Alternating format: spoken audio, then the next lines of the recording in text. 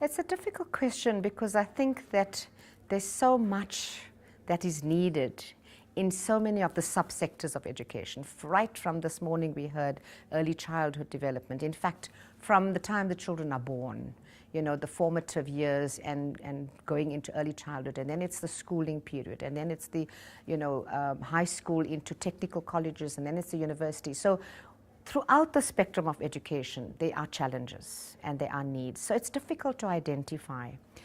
But I think at the crux or at the heart of the challenge is also the socioeconomic problems. So in identifying the project that a corporate would invest in, I think would be, it doesn't matter which spectrum of the education system, but I think in a collaborative partnership process.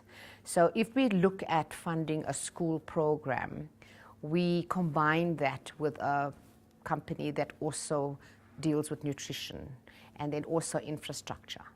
And not to invest in very short-term projects, but rather long-term, and not to then also over-invest in the same areas.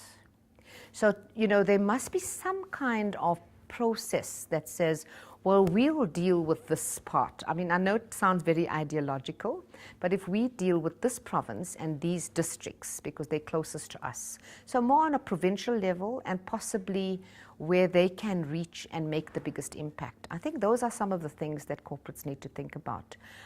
It shouldn't be the same old, you know, because we're not really getting the traction that we want.